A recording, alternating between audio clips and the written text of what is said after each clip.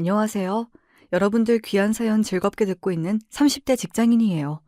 사실 결혼 전까지는 알지 못했던 채널인데, 저도 시집 가고 나서 이래저래 겪은 일이 많다 보니 다들 결혼하고 저처럼 사시는 건가 싶어 다른 기혼자분들 사시는 얘기가 궁금해지더라고요. 제 주변에는 결혼한 친구들이 그리 많지가 않아서 결혼하면서 생긴 여러 일들을 어디 털어놓을 때도 마땅치 않았는데, 여러분들 사연을 듣다 보니 비록 얼굴은 모르지만 비슷한 고민을 겪고 계신 동지분들을 만난 것 같아 공감이 참 많이 되었습니다. 아무리 가까운 사람이라고 생각했을지라도 그저 연애할 때와 결혼해서 한 집에서 같이 부대끼며 사는 건 정말 천지 차이더라고요. 지금 생각하면 참 부끄러운 말이지만 저는 제 남편에 대해서는 모르는 거라곤 하나도 없을 거라고 자신했거든요. 열 길 물속은 알아도 한 길 사람 속은 모른다는 얘기를 그때만 하더라도 참 우습게 생각했죠. 그래서 결혼 후에 남편에 대한 제 배신감이 더욱 클 수밖에 없었던 것 같습니다.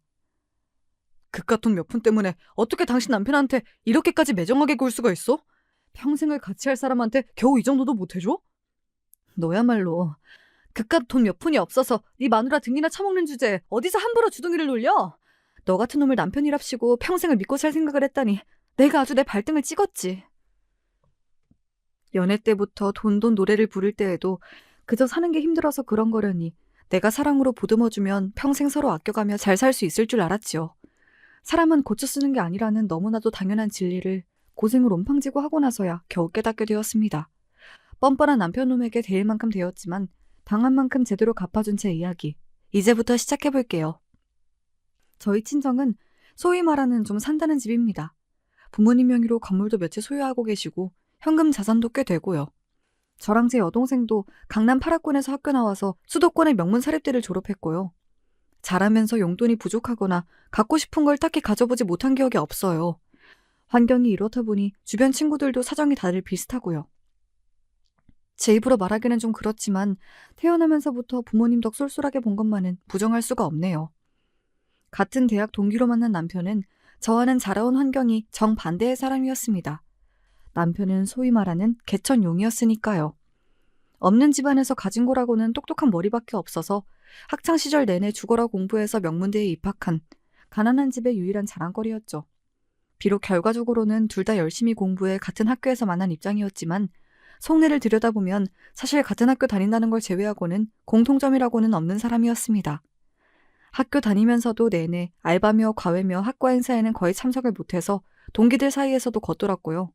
그때만 하더라도 편견도 없고 다소 철도 없었던 저는 제 나이대 친구가 저렇게 아등바등 열심히 사는 걸 본 적이 없어서 남편이 참 대단하게 느껴졌습니다. 처음부터 남편이 가난한 집안 사람이라 항상 쪼들리는 걸 알고 있었기 때문에 연애 시절 내내 가난한 데이트를 할 수밖에 없었어요. 하지만 거기에 불만은 없었습니다. 애초에 이 사람한테 무슨 덕 보려는 마음도 없었고 애써서 좋은 학교에 들어와서도 여전히 집안에 보태려고 눈코 뜰 새 없이 바쁜 사람이 제 곁에서라도 마음 편히 있었으면 했거든요. 마음에 여유가 없어서 그런지 돈 없다는 소리를 입에 달고 사는 남편이 그때만 하더라도 안쓰러운 마음이었어요. 저야 그런 마음이었다지만 귀한 딸 부족할 것 없이 잘 키워놓았더니 가난한 집 남자한테 빠져 정신을 못 차리는 저를 보고 저희 친정 부모님 걱정이 이만저만이 아니셨어요. 왜 안 그러셨겠어요? 지금이야 저도 조금은 세상 돌아가는 이치를 깨달아 사람은 서로 비슷한 사람끼리 만나야 한다는 어른들 말씀을 이해하지만 그때만 하더라도 사람을 조건으로만 평가하고 정말 진정성 있는 마음은 우습게 여기는 말이라고 생각해 치기 어린 마음에 반감만 커가고 있었죠. 너 그 사람 꼭 만나야겠어? 너 개천용이 왜 무서운 줄 알아? 없는 집에서 겨우 한 사람 잘 돼서 성공한다고 위로 올라가게 도와주는 게 아니라 자기들 입 하나 돌아보겠다고 겨우 올라간 한 사람 발목 붙잡고 줄줄이 매달려서 그런 거야. 까딱 잘못하다간 같이 잘 사는 게 아니라 옆에 있는 너까지 도로 개천으로 끌려 들어갈 판이라고. 정신 좀 차려 이거사. 지금 와서 돌이켜보면 친정엄마 말이 틀린 것 하나 없었는데 그때는 그 말이 왜 그렇게나 듣기 싫었는지요. 거기다 저희 엄마도 부잣집 딸로 태어나 있는 집 자식인 저희 아빠 만나 결혼해 살면서 돈 걱정이라고는 평생 해본 적이 없는 사람이었습니다. 그런 사람이 자기가 겪어본 적도 없는 환경에서 열심히 산 것밖에는 한 일이 없는 남편을 깎아내리는 게 부당하다고 생각했어요. 남편이라고 저런 집에서 태어나고 싶어 태어난 게 아닌데 그게 저런 소리까지 들어야 할 일인가 싶기도 했고요. 이제 와서 생각해보면 차라리 철없는 딸내미의 풋내기 사랑잼으로 여기고 두셨으면 그렇게 좀 만나다 헤어졌을지도 모르겠어요. 저도 머리 굵어지며 느끼는 바가 있으니 자연히 그리 되었을지도 모르는 일인데 딸 걱정에 저희 친정 부모님이 너무 성급하셨던 것도 같아요. 이건 역시 결국 제 선택을 말려주지 못하셨다고 괜히 저희 부모님께 책임을 전가하는 일이었겠지만요. 그때는 저리 제 남편을 못마땅해 하시는 부모님마저 저희 사랑을 완성하기 위한 작은 장애물 정도로 여겼습니다.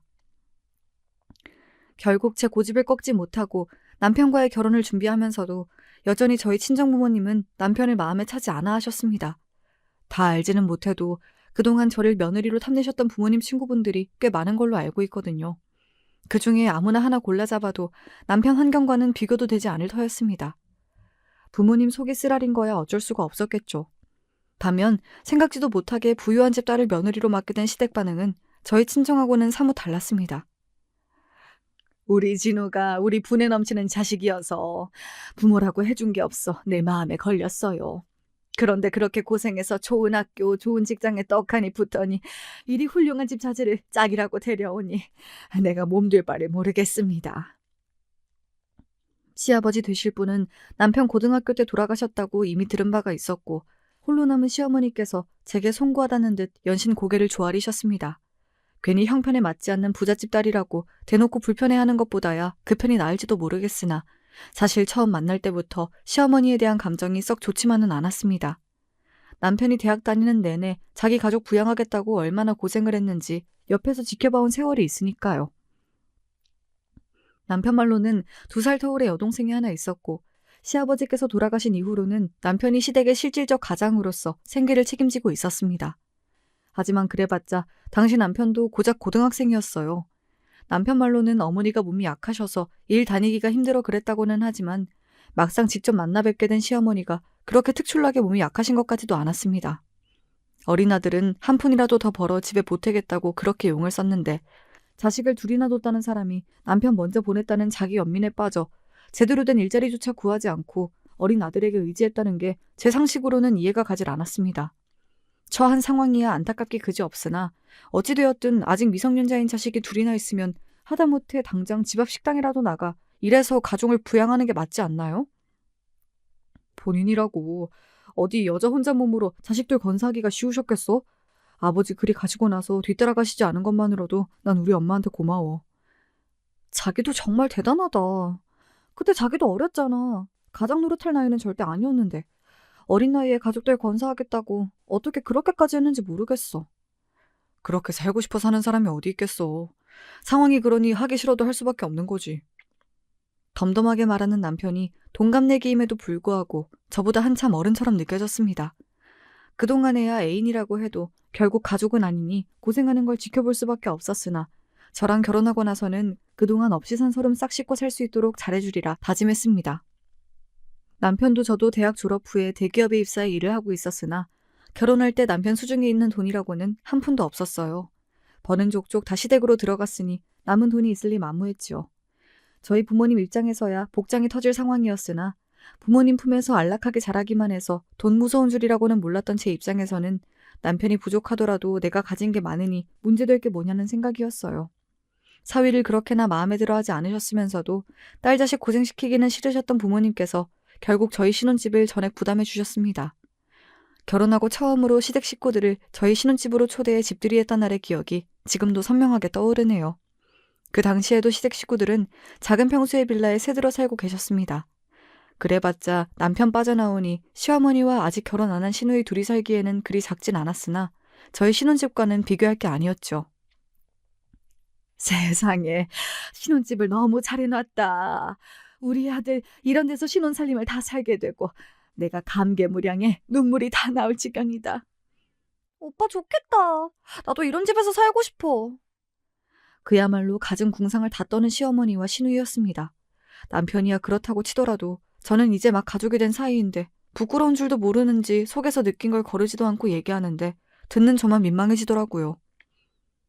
남는 방도 많네. 이 방 그냥 놀리기 아깝지 않아요? 시누이는 아예 저희 집에 놀러 앉고 싶은 기색을 감추지도 않더라고요. 하지만 어림도 없는 일이죠. 남편이야 제가 선택한 사람이니 제가 평생 안고 가는 게 당연하다고 생각했지만 그렇다고 해서 시댁 식구들까지 업고 살 생각은 추호도 없었으니까요. 시어머니와 마찬가지로 시누이도 고등학교 졸업해서 전문대 다니면서도 제 오빠한테 따박따박 용돈 타 쓴 걸로 알고 있다 보니 곱게 보이지 않았습니다. 제 오빠 그렇게 고생하는 꼴을 보면서 어떻게 저렇게 철딱서니가 없나 싶었어요.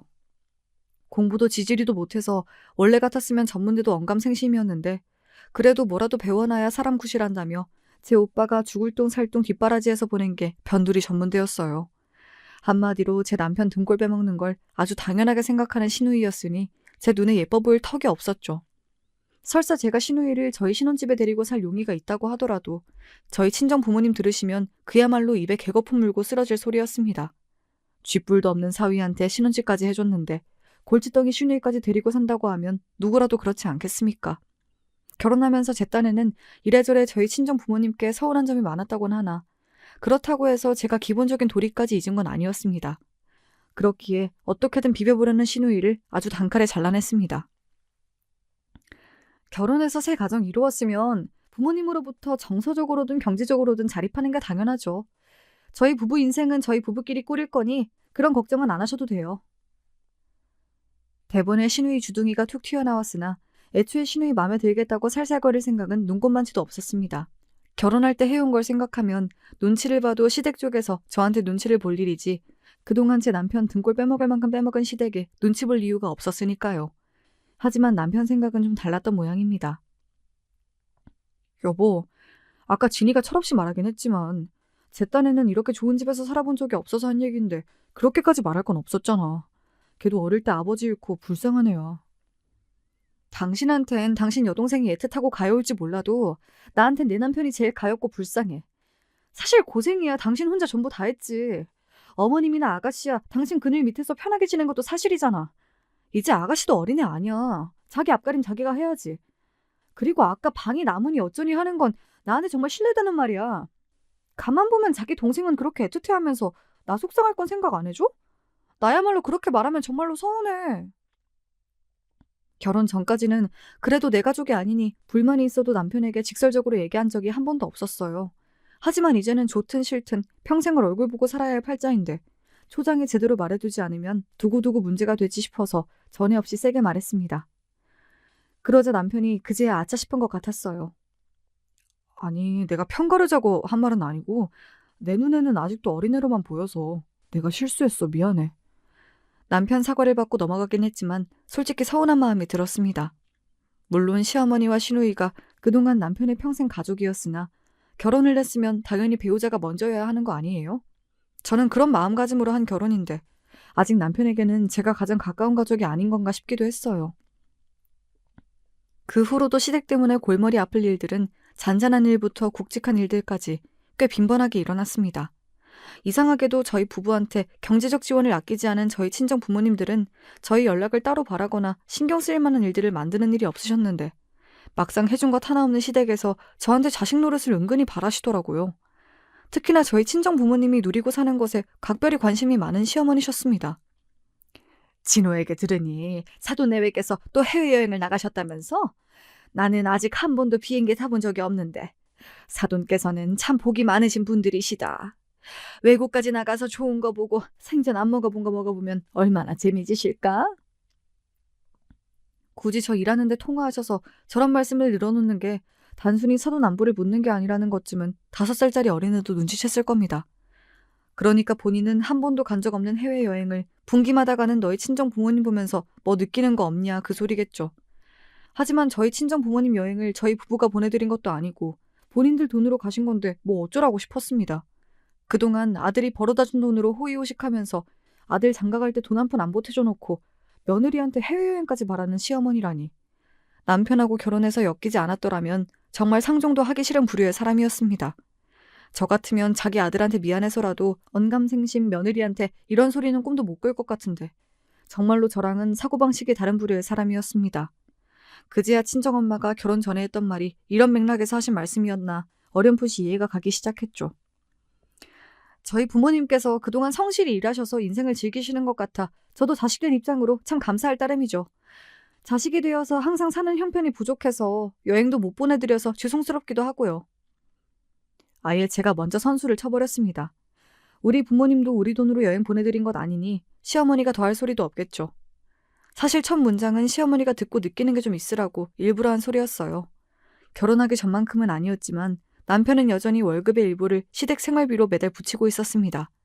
이제 시누이도 취직을 해서 돈을 벌고 있었지만 그래도 그동안 남편이 시댁 경제의 기둥이었다 보니 부족한 부분이야 있었겠죠. 그런데 아들 장가 보내고 나서도 여전히 일할 생각이라고는 쥐똥만큼도 없는 시어머니였습니다.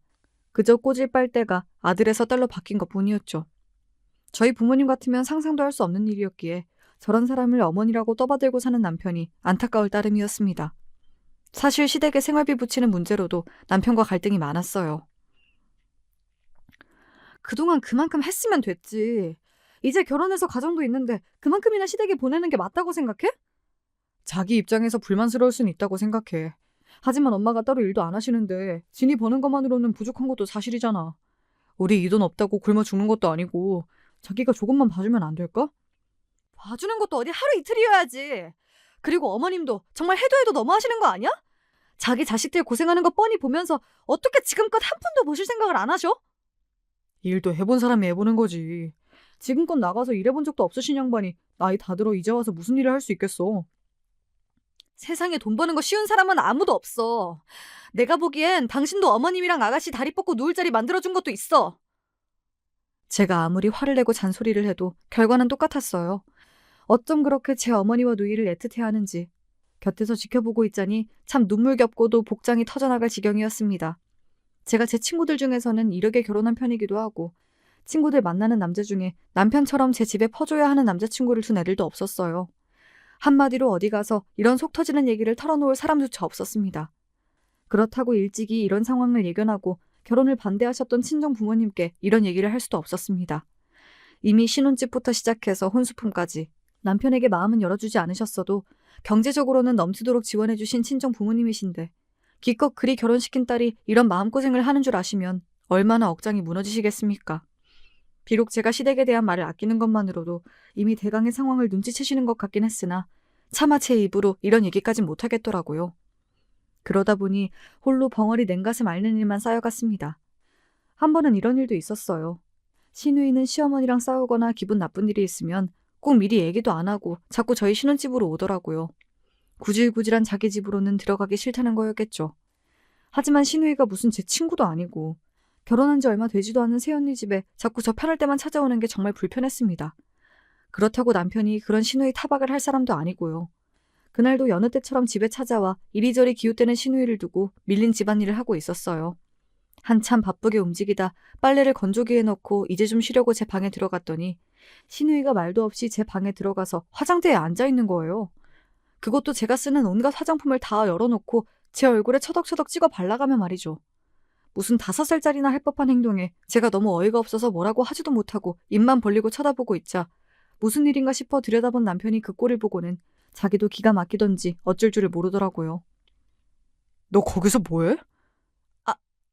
그게 나는 새언니가 피부가 하도 좋길래 비싼 화장품을 써서 그런가 싶어서 궁금해서. 뭐 저런 인간이 다 있나 싶더라고요. 정 한번 써보고 싶었으면 저한테 얘기를 했으면 설마 제가 못 쓰게 했겠습니까? 남의 물건을 허락도 없이 손대는 건 대체 무슨 경우예요? 제 표정이 싹 굳어버리자 신우이가 눈치를 보더니 슬금슬금 방 밖으로 나갔습니다. 여전히 화장품 뚜껑은 그대로 열어두고 말이죠. 이만하면 저도 참을 만큼 참지 않았나요? 얘가 얘기도 안 하고 참. 이거 다 써서 아가씨 갖다 줘. 제가 냉랭한 말투로 말했습니다. 씻지도 않은 손으로 덕지덕지 만진 물건을 다시 쓰고 싶지도 않았고 특히나 입술에 바르는 것까지 썼더라고요. 입술은 뭐 옮기도 쉬운데. 결혼 전에 제 여동생이랑도 립 제품은 일절 공유한 적이 없었던 저였기에 더 기분이 나빴습니다. 뭘 그렇게까지 해? 얘가 좀 궁금하면 한번 써볼 수도 있지. 지금 그걸 말이라고 하고 앉았어? 내가 지금 화장품이 아까워서 이래? 애초에 남의 물건에 손드는 버릇은 대체 무슨 버릇이야? 오빠가 돼서 동생이 잘못을 했으면 따끔하게 한마디 해도 모자랄 판에 이 꼴을 보고도 아가씨 편을 들고 있어? 당신 도대체 생각이 있는 사람이야 없는 사람이야? 지금 이게 뭐가 잘못된 건지 내가 말을 해줘야 알겠어? 정말이지 화를 더는 누를 수가 없더라고요. 이 상황에서 어떻게 제가 아니라 자기 여동생 편을 들 수가 있어요. 잘못을 누가 했는데요. 이쯤 되니 남편한테 제가 정말 가족이긴 한 건가 싶어 서러운 기분까지 올라왔습니다. 그 와중에도 신우이가 밖에서 들을까 어쩔 줄을 몰라 하는 남편 꼴을 보고 있자니 전부 꼴 보기 싫더라고요. 일부러 신우이 들으라고 더욱 목소리를 높였습니다. 얼마나 생각이 없으면 부부 침실에 허락도 안 받고 기어들어갈 생각을 해? 도대체 내가 내 집에서 왜 이런 불쾌한 감정을 느껴야 하는데, 나한테 최소한의 예의도 안 지키는 사람을 내가 언제까지 참아줘야 하냐고! 그만 좀 해. 밖에 다 들리겠어. 들으면 들으라지? 내가 못할 소리 했어? 너무 흥분해서 손까지 벌벌 떨리더라고요. 끝까지 제 누이 역성을 드는 꼴을 보니 남편도 집 밖으로 쫓아내고 싶었습니다. 남편 코앞에서 방문을 쾅 닫아버리는 게 고작 제가 할 수 있는 일의 전부라고 생각하니 분하고 억울했습니다. 그러고 나서는 저도 염치라는 게 있는 모양인지 한동안 신우이가 코빼기도 안 보이더라고요. 꼴 보기 싫은 얼굴 안 보이니 차라리 다행이다 싶었습니다. 물론 그 밉살 맞은 성격에 가만히 있을 신우이는 아니었으니 당연히 그날 일이 시어머니 귀에도 들어갔겠죠. 전화로 제 타박을 하는 소리에 참고 있을 전 아니었습니다. 아니, 그거 뭐 얼마나 한다고 애를 그렇게나 무안을 줘. 가뜩이나 없이 자라 서러운 애를 보듬어 주지는 못할 망정. 그걸 보듬는 건 부모인 어머님이 하셔야 할 일이고요. 저는 명백하게 사과를 받아야 할 입장입니다. 아가씨가 잘못했다는 얘기는 쏙 빼놓은 건지 듣고도 이러시는 건지 모르겠으나 어머님 이러시는 게 제 입장에선 더 서운해요. 더 하실 말씀 없으시면 이만 끊겠습니다. 축소는 했을지 모르나 저가 잘못한 걸 설명하지 않으면 제가 왜 화를 냈는지 얘기할 수가 없을 텐데 시어머니가 모를 리가 없었죠. 어미나 딸 자식이나 참 똑같은 인간들이라는 생각이 들었습니다. 예전에는 자기 어머니, 여동생 고생 안 시키겠다고 고생을 자처하는 남편이 안쓰럽고 대단하다는 생각뿐이었으나 이 정도로 저 인간들을 겪어보고 나니 남편이 그저 호구라는 생각을 지우기 힘들더군요. 제 식구들 일이라면 똥인지 된장인지 구별도 못하는 꼴을 봐왔으니 그럴만도 했죠. 그리고 그 식구들 안에 저는 포함되지 않는 거였겠죠. 처음에는 있는 집 딸이랑 결혼해서 신혼집도 받아오는 걸 봤으니 시어머니도 저한테서 뭔가 얻어낼 게 있지 않을까 싶어 잠깐은 눈치를 본 모양이었습니다. 하지만 사태가 이 지경에 이르고 보니 저한테 찔러도 나을 구석 하나 없다는 걸 그제야 깨달은 모양인지 시어머니도 점점 성격이 나오더군요. 신우이 경험 없는 게 다 어디서 왔겠어요. 보고 배운 게 딱 그런 거였겠죠. 돈이 없는 건 참을 수 있었지만 기본적인 사람 대하는 개념도 없는 건 참기 힘들었습니다. 진이 요새 만나는 남자가 있는 것 같더라고. 그래? 신우이의 연애 소식을 전하는 남편 말에 딱히 대꾸할 말이 없었습니다. 제 눈치를 보느라 방문이 뜸한가 싶었더니 자기 연애하기 바빠서 그런 거였구나 싶었죠. 뭐 예쁜 신우이라고 연애를 하든 말든 관심이 생겼었겠어요. 그 일로 결혼하고 남편과도 가장 크게 다툰 후였기 때문에 남편과의 사이도 다소 서먹해졌습니다. 하지만 이번에는 제가 먼저 굽힐 생각은 전혀 없었습니다. 사실 이 결혼 자체가 제가 항상 져줬기 때문에 성사될 수 있었던 일이었으니까요. 그러면 안 된다는 거였다는 걸 그즈음에는 깨닫고 있었으나 이미 일은 치러졌으니 늦어도 너무 늦었다 싶었습니다. 저 진상시댁에게 목줄을 잡힌 남편과 평생을 살려면 이제 저 인간이라도 정신을 차리게 해야 한다고 생각했습니다. 남편까지는 어떻게 제 업이다 생각하고 짊어지고 산다고 할지라도 시어머니와 시누이까지는 정말 봐주기 힘들었으니까요. 그러려면 남편이 시댁으로부터 정서적으로 독립하는 것 외에는 방법이 없었습니다. 시누이가 불쑥불쑥 찾아오는 일이 줄어들다 보니 제 사람들을 초대하기도 좀 편해지더라고요. 마음에 차지 않는 사위와 결혼하고 나서는 아무래도 결혼 전보다는 친정 식구들과 사이가 소원해진 탓에 정작 제 친동생은 그때까지 집에 초대를 못하고 있었거든요. 물론 일부러 못 오게 한 건 아니고 저도 직장을 다니지만 제 동생은 대기업 연구직이라서 저보다도 훨씬 바쁘기도 했습니다. 그 와중에 시누이까지 들락거리니 집에 놀러오라는 말 한마디 하기도 쉽지가 않더라고요. 얄미운 남의 동생은 제 집처럼 들락거렸는데 정작 내 동생은 한 번에 못 불렀다고 생각하니 나도 참 형편없는 언니다 싶었습니다. 그래서 하루 날 잡고 작정하고 동생 좋아하는 걸 잔뜩 해서 동생을 초대했어요. 그래도 못난 언니 생각해서 저 좋아하는 디저트를 잔뜩 사들고 들어오는 동생을 보니 자연스럽게 항상 빈손으로 쳐들어와 저희 집 냉장고를 축내던 시누이와 비교가 안 되려야 안 될 수가 없더라고요. 그렇게 오랜만에 보는 동생과 기분 좋게 회포를 풀고 있는데 시누이한테서 갑자기 전화가 왔습니다. 좋은 기분을 망칠 것 같은 불길한 예감에 저도 모르게 인상이 찌푸려졌습니다. 언니, 지금 사돈처녀 집에 와 있다면서요? 그런데요? 오빠가 그래요? 나 지금 언니네 좀 가도 되나? 와서 도대체 또 무슨 짓을 하려나 싶어 거절하려고 하는데 옆에서 제가 통화하는 걸 보고 있던 동생이 입모양으로 괜찮으니 오시라고 하더라고요. 상견례와 제 결혼식 때 말고 얼굴 본 일도 없는 사돈이 편할 리 없겠으나 저 생각한다고 그랬겠죠. 찜찜하긴 했으나 동생 성화에 마지못해 오라고 허락을 했습니다. 그렇게 간만에 저희 집에 온 신우이는 집에 들어오자마자 제 동생을 훑어보기에 여념이 없었습니다. 같은 사돈 처지에 조심하는 건 제 동생뿐이었어요. 제 동생이 무슨 동물원 원숭이도 아닌데 머리부터 발끝까지 제 동생 입은 것 두른 것을 하나하나 뜯어보면서 특유의 경 없는 소리를 쏟아내는 신우이였습니다. 역시 부잣집 딸이라서 그런가. 사돈은 뭐 하나 명품 아닌 게 없네요. 이래서 사람이 돈이 있고 봐야 해. 난 시집갈 때나 이런 거 한번 둘러볼까? 집에서 이런 거 다 해주는 인생은 어떤 기분일까? 친하지도 않은 사이에 보자마자 쏟아지는 무례한 말들에 동생이 당황해서 되려 제 눈치를 보더라고요. 저야 신우이 저런 꼴에 이골이 나 있다고 하지만 제 동생은 거의 처음 제대로 대화해보는 거라고 해도 과언이 아니었습니다. 듣는 제 얼굴이 화끈거리는데도 창피한 줄도 모르는 신우이였습니다. 게다가 누굴 철딱서니 없이 집안 돈만 축내는 사람 취급입니까? 아가씨, 얘는 고등학교 졸업한 이후로 집에 손 벌린 적 없어요. 공부도 나보다 훨씬 잘해서 대학 내내 장학금 받고 다녔고 연봉도 나보다 훨씬 세요. 얘 지금 입고 두른 거 다 자기가 일해서 자기 능력으로 벌어서 이만큼 하고 다니는 거예요. 잘 알지도 못하면서 집에서 다 받았다느니 그런 소리는 대체 왜 하는 거예요? 옆에서 제 동생이 그만하라고 제 손을 붙들고 말리는 데에도 할 말은 해야겠더라고요. 오히려 자기 오빠한테 기생하면서 그동안 편히 산 건 자기가 더하지 않았습니까? 뭐 눈에는 뭐만 보인다고 어디서 남의 귀한 동생을 자기랑 동급으로 취급하고 있습니까? 제 말에 신우이 주둥이가 또 삐죽 튀어나오더군요. 아니, 나는 나랑 동갑이라는데 나랑 하고 다니는 게 너무 다르니까 부러운 마음이 들어서 그랬죠. 집도 산다고 하니 당연히 집에서 해줬겠거니 할 수도 있는 거지 뭐. 나한테면 몰라도 내 동생은 아가씨도 초면이나 마찬가지잖아요. 얘가 갑자기 그런 소리 듣고 있자니 얼마나 당황스럽겠어요. 그래요. 내가 말 실수했네요. 미안해요, 사돈. 아니에요. 괜찮아요. 언니도 그만해. 나 정말 괜찮아. 오랜만에 본 동생이 반가워 좋아진 기분이 그만큼 더 밑으로 가라앉았습니다. 언니가 이런 꼴 보며 살고 있다는 걸 눈으로 확인했으니 동생이 얼마나 심란했겠습니까? 결국 친정 부모님의 염려가 현실이 되고 말았습니다. 그날 밤에는 속상해서 정말 잠이 안 오더라고요. 동생이 입이 무겁긴 했으나 언니 걱정에 결국은 그날의 일도 친정 부모님 귀에 들어가게 되겠죠. 그렇게 자기는 다르다느니 잘난 척을 있는 대로 해가며 없는 집구석에 시집을 갔는데 신혼집이며 혼수며 바리바리 해주셨는데도 제대로 된 대접도 못 받고 살고 있는 걸 전해 들으실 친정 부모님을 생각하니 너무 속이 상했습니다. 불효녀도 이런 불효녀가 다 있을까요? 옆에서 세상 편하게 자고 있는 남편 코를 비틀어버리고 싶었습니다. 따지고 보면 제 놈이 팔자에도 없는 이런 좋은 집에서 호사를 누리는 것도 다 제 부모님 덕분인데 감히 내 앞에서 개념 없는 제 본가 식구들만 싸고 들면서 정작 받은 건 많은 제 부모님한테는 살거운 말 한마디 한 적 없는 남편놈이 괘씸해서 속이 부글부글 끓었습니다.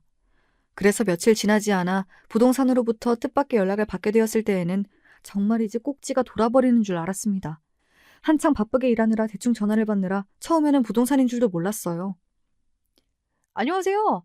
다름이 아니라 지금 사시는 집 담보대출이 들어갔다고 해서 확인차 연락드렸어요. 네? 담보대출이요? 우리 그런 적 없는데? 다른 곳이랑 착각하신 거 아니에요? 아이, 그럴 리가 있나요? 저희가 부모님하고 거래 튼 지가 벌써 몇 년째인데요. 그때 따님 신혼집이라고 특별히 잘 좀 부탁드린다고 몇 번이나 당부를 하셔서 담보대출이 1억이나 들어가 있길래 저도 무슨 일인가 싶어 연락드린 거예요. 도대체 이게 다 무슨 소리인가 싶었습니다. 저희 부모님이 신혼집 사주시면서 제 단독 명의로 해주셨기 때문에 제가 대출 신청을 하지 않았는데 대출이 나올 리가 없었습니다. 뭔가 잘못돼도 단단히 잘못되었다는 생각이 들었죠. 죄송하지만 자세하게 좀 이야기 들을 수 있을까요? 제가 지금 아예 처음 듣는 소리라서 너무 당황스럽네요. 따님 본인이 신청하신 게 아니시라면 혹시 남편분이 신청하신 건 아닐까요? 간혹가다 배우자 명의로 된 부동산을 상의 없이 처리하는 경우도 있어서요. 저는 서류 확인하다가 알게 된 거고 사실 주택담보대출은 은행이랑 거래하는 거라서 저도 자세한 내용은 몰라서요. 혹시나 싶어 연락을 드린 건데 모르고 계셨나 보네요. 부동산 관계자분 입에서 남편이라는 단어가 나온 순간부터 손이 덜덜 떨렸습니다. 경황이 없는 와중이라 생각이 온전히 정리되진 않았으나 그분 말씀에 일리가 있었으니까요. 설마 제 친정 부모님이 저한테 말씀도 안 하시고 제게 양도하신 저희 신혼집에 대출을 걸 리가 없으셨으니까요. 저희 친정이 겨우 그 정도 돈이 없어서 자식에게 준 집에 담보대출 받을 형편이 아니잖아요. 그럼 남은 게 누구겠습니까? 제 집에 살면서 제 명의나 인감에 손댈 수 있는 유일한 사람인 남편 아니겠습니까? 머리로는 그렇게 정리가 되면서도 설마 그 인간이 나한테 그런 짓까지 할까 싶어 심장이 불안하게 쿵쿵댔습니다.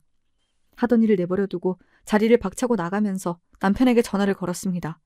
근무 시간이라 그런가 한참 연결이 안 되어도 아랑곳하지 않고 계속해서 전화를 걸자 마침내 남편과 통화 연결에 성공했습니다.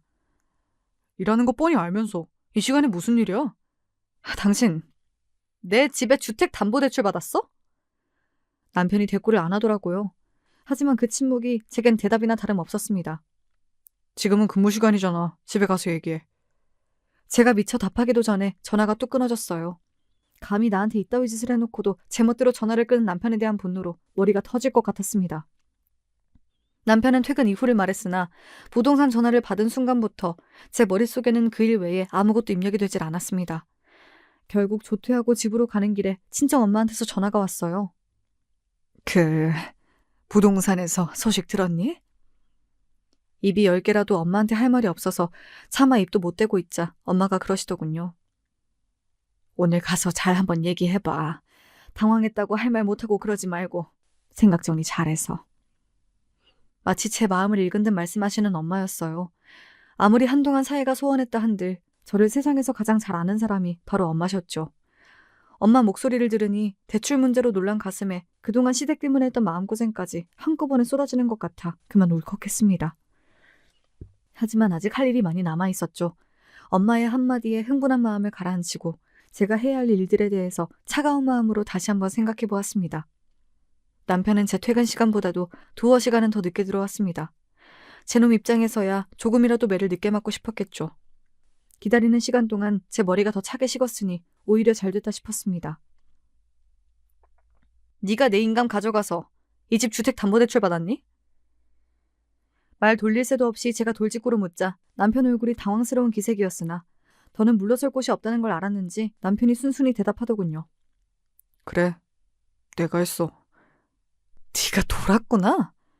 너 지금 그게 남편한테 무슨 말버릇이야? 사정을 알았으면 그럴 만한 일이 있었겠구나 먼저 묻는 게 순서 아니야? 남의 인감 훔쳐다 도둑대출 받은 놈도 있는데 네 놈이 나한테 순서를 따져? 전에 없이 차가운 말투로 마치 남한테 말하듯 하는 저를 보며 남편이 오히려 흥분하더군요. 하지만 앞으로 어떻게 할지를 이미 결정하고 나니 오히려 마음이 진정된 저였습니다. 남의 돈으로 범죄 저질렀을 때는 뒷감당할 각오도 되어 있었겠지. 긴 말할 거 없어. 니놈 사정 궁금하지도 않고 며칠 내로 고소장 갈 테니 소송 준비나 잘해둬. 제가 흥분해서 소리를 치면 사정 얘기를 하며 또 어영부영 넘어갈 생각이었겠죠. 사정이라는 건 들어볼 필요도 없었습니다. 저 인간한테 돈 들어갈 일이 뭐가 있겠어요. 또 시험이 아니면 신우이겠죠. 구질구질한 정황이야 알고 싶지도 않았고요. 예상보다 제가 세게 나가자 남편이 당황해서 어쩔 줄을 몰라 했습니다. 소송이라니 그게 무슨 소리야. 우리 같이 사는 우리 집인데 무슨 소송을 해? 그래서 이게 네 집이니? 네 집이야? 이 집 팔 때 돈 한 푼 안 낸 주제에 너 못마땅해 하는 장인장모라고 먼저 살갑게 인사 한 번 안 하던 놈이 집 해주신다고 할 때는 염치도 없이 넙죽 잘만 받아먹더니 그걸로 네 멋대로 주택담보대출까지 받아? 결국 우리 부모님 말씀이 옳았던 거야. 애초에 너 같은 놈을 구제해주는 게 아니었는데. 목소리 한 번 안 높이고 있는 사실만 얘기해도 남편한텐 죄다 치명타더라고요. 이 집의 존재 자체가 제 놈의 무능을 입증하는 거나 다름없는데 그걸 감히 빼돌릴 생각을 하다뇨. 저는 물론이고 제 부모까지 우습게 본 그놈을 더는 안고 갈 생각이 없었습니다. 애초에 이혼할 생각을 안 했으면 어떻게 저놈을 사기죄로 고소할 생각을 했겠습니까? 그래! 돈 필요해서 그랬다! 너야 돈 있는 네 부모 믿는 구석 있으니 그렇게 당당하게 살 수 있겠지. 그러면 그동안 혼자 가족 부양하느라 고생했을 남편 좀 이해해줄 수 있는 거 아니야? 우리 진이 이제 시집 가야 하는데 집에 돈이라고는 먹고 죽으려고 해도 없고 그럼 내가 뭘 할 수 있는데? 하나뿐인 오빠가 돼서 그럼 손가락만 빨게 만들어? 주택담보대출 받는다고 당장 이 집이 넘어가는 것도 아니고 그것 좀 했다고 남편을 고소를 하겠다고? 있는 것들이 더하다더니 너 진짜 무섭다. 겨우 이걸 가지고 벌써 무서워? 너 말 한 번 잘했다. 애초에 내가 네 놈 가엾게 여기지 않았으면 이 결혼 성사되지도 않았어. 거지 같은 집구석에서 구제해줬으면 감사한 줄 알고 받들어 모셔도 모자랄 판에 너랑 네 되먹지 못한 시댁 식구들 그동안 나한테 어떻게 했니? 니들은 돈이 없는 게 문제가 아니라 염치를 모르는 게 문제인 거야. 하나뿐인 오빠가 돼서 손가락만 빨게 만들 수 없어? 줄 거 없으면 손가락 빨게 둬야지. 니까짓 게 뭔데 감히 내 부모님이 나 잘 살라고 해준 집에 손을 대서 니놈 동생년 결혼 자금을 해줘? 너 거지야? 도둑놈이야? 니 것도 아닌 걸 애초에 왜 욕심내냐고! 끝까지 뻔뻔하게 나오는 남편놈에게 그간 쌓였던 분노가 폭발했습니다. 그래도 제 주제는 아는 놈인 줄 알았는데 저놈도 그냥 도둑놈에 불과했던 거예요. 저런 놈을 한때나마 존경할 만한 놈이라고 생각하고 결혼까지 했더니 제 발등을 찍고 싶었습니다. 내가 내 부모한테 이런 불효까지 저질러가며 더는 니놈하고 살 생각 없어. 고소장하고 같이 이혼 소장도 갈 테니 내 부모가 해준 내 집에서 당장 꺼져. 가서 네 어미 네 동생년이랑 살던 대로 구질구질하게 살아봐. 시원하게 이혼 소리까지 내지르고 나니 남편놈 낯짝이 새파랗게 질렸습니다. 설마 제가 이혼 얘기까지 꺼낼 거라고는 생각조차 못한 것 같았어요. 그동안 그놈이 저를 얼마나 호구로 생각했는지 그제야 실감이 나더라고요. 애초에 이 관계에 아등바등한 건 나뿐이라는 생각이 들어 허탈했습니다. 그 길로 시댁으로 남편을 내쫓았어요. 그러자 그날 저녁에 바로 온 시댁 식구들이 제 집 앞으로 총출동을 했습니다. 물론 당연히 문은 열어주지 않았죠. 이제 이혼하면 곧 남남이 될 사이인데 제가 그 더러운 면상들 마주봐야 할 이유가 더는 없죠. 그동안 있는 집 딸 유세는 있는 대로 다 부려놓고는 고작 1억 가지고 내 아들을 이렇게 괄시를 해? 내가 얼마나 귀 떠받들고 산 내 새끼인데 니까짓 게 뭔데 내 아들한테 소리를 질러? 너희 집구석도 참 별거 없구나. 그 푼돈 돌려받겠다고 감히 남편을 내쫓아? 언니, 진짜 사람이 그러는 거 아니에요. 그 돈 없다고 굶어 죽는 것도 아니면서 진짜 치사하게. 그 돈이 그렇게 아까워요? 끝까지 참 낯짝 두꺼운 인간들이었습니다. 제 어미 동생이 부끄러운 줄도 모르고 동네가 떠나가라 소리를 치고 있는데도 당연한 소리라도 듣는다는 듯 뒤에 서 있는 남편놈 꼴을 보자니 저놈이라고 별다를 것 없는 놈이구나 싶더군요. 저런 놈을 저 혼자 안쓰러워 끼고 산 세월이 아까웠습니다. 저는 인터폰 버튼을 꾹 누르고 말했습니다. 도둑놈의 새끼들 주제에 창피한 줄도 모르고 주둥이 놀리는 건 참 여전하구나. 니들 같은 거지 새끼들 때문에 없이 살면서도 열심히 사는 사람들까지 싸잡아서 욕먹는 거야. 남 가진 게 탐이 나면 열심히 일해 벌 생각을 해야지. 남의 등에 빨대 꽂아 기생하는 주제에 창피한 줄도 모르고 그동안 팔자에도 없이 주제에 넘치는 내 덕에 호사 누린 줄도 모르고 뭐 내가 돈 가진 유세를 해? 뭘 몰라도 한참 모르는구나. 돈 가진 유세가 어떤 건지 앞으로 톡톡히 보여줄 테니까 가족끼리 나란히 깜빵 갈 준비나 해. 그러고는 인터폰을 뚝 끊고는 사람을 불러 그 거머리들을 내쫓아버렸습니다. 감히 돈 무서운 줄 모르고 이따위 짓을 저질렀으니 돈 무서운 걸 아주 제대로 가르쳐줄 작정이었어요. 그날 부모님께 도움을 요청해 대형 로펌 변호사를 셋이나 고용했습니다. 단순히 이혼하고 담보대출받은 돈 돌려받는 정도로 끝낼 생각은 처음부터 없다는 뜻이었습니다. 사태가 이 지경까지 이르러서야 부족한 집에 시집간 딸이 어찌 살았는지 내막을 알게 되신 부모님 표정이 참담하게 일그러졌으나 못난 자식이라도 자식이라고 묵묵히 저를 감싸 안아주신 부모님 덕에 일은 빠르게 진행되었습니다. 어차피 이혼 소송이야 저한테 절대적으로 유리했어요. 애초에 들고 온 재산이라고는 한 푼도 없는 남편이었으니 재산 분할이라는 것도 크게 의미가 없었고 남편놈 입장에서야 가지고 있던 것 다 빼앗긴 기분이 들겠지만 애초에 제 것도 아니지 않았습니까? 제 입장에서야 그저 제 놈 살던 바닥으로 내려가는 것뿐인데 고작 그 정도로 만족하고 끝낼 생각은 털끝만큼도 없었습니다. 그래서 다음날 이혼 소장 접수는 당연한 일이고 경찰에 사기죄 고발까지 주저없이 진행했습니다. 애초에 집 명의가 제 단독 명의였기에 혐의 입증이 명백했습니다. 사실 결혼할 때는 끝까지 사위에게 곁을 주시지 않는 것 같아 조금 서운했는데 여기에서도 친정부모님의 선견지명이 빛이 났습니다. 경찰로부터 출두 명령서를 받고 나서야 사태의 심각성을 인지한 건지 세 인간이 전부 저희 집으로 뛰어왔습니다. 하지만 이전에 때로 몰려왔을 때와는 태도부터 다르더군요. 여보, 내가 그때는 자격지심에 잠깐 돌았었나 봐. 내가 누구 덕에 이렇게 살았는데 당신한테 정말로 죽을 죄를 지었어. 한 번만 용서해주면 다시는 본가에 퍼주는 일 없이 죽은 듯이 당신 말만 듣고 살게. 제발 이혼만은 하다못해 사기죄 고발만이라도 취하해줘. 이러다 당신 남편 정말 실직자 돼. 언니, 내가 잘못했어요. 내가 언강생심 돈 욕심이 들어서 정말 잘못했어요. 언니 돈도 다 돌려주고 하라는 건 다 할게. 나 이러다 파혼당하고 감옥까지 가면 정말 못 살아. 나 좀 살려줘요, 언니. 아가, 내가 저번엔 너무 흥분해서 별소리를 다 했지? 늙은이가 경황 없는 와중에 한 소리이니 그냥 미친 소리 다 치부하고 한 번만 봐주면 안 되겠니? 그래도 우리가 가족으로 산 시간이 있는데 어떻게 이렇게까지 척을 지을 수가 있어? 네가 하라면 앞으로 나랑 얘랑 너희 부부 앞에 다신 안 나타날 테니 제발 우리 아들만이라도 좀 받아줘. 그 난리를 치며 기세 등등하더니 고작 경찰 고발 하루 만에 꼬리를 말고 개처럼 비는 꼴들을 보니 속이 좀 시원해지는 것도 같더군요. 하지만 이제 시작이었습니다. 죄 지었으면 벌 받아야죠.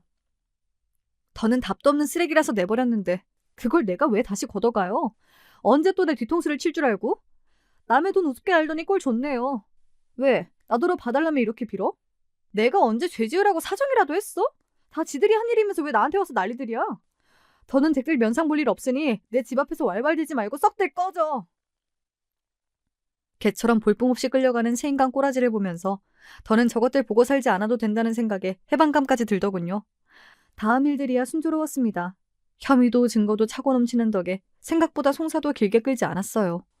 이혼 소송이야 전적으로 저의 승리였습니다. 남편이라는 놈이 부인 재산 빼돌려 인감으로 사기쳐서 대출까지 받았는데 제게 유리하지 않은 게 더 이상한 일이었죠. 전 남편 놈과 전 신우의 사기죄도 입증되었습니다.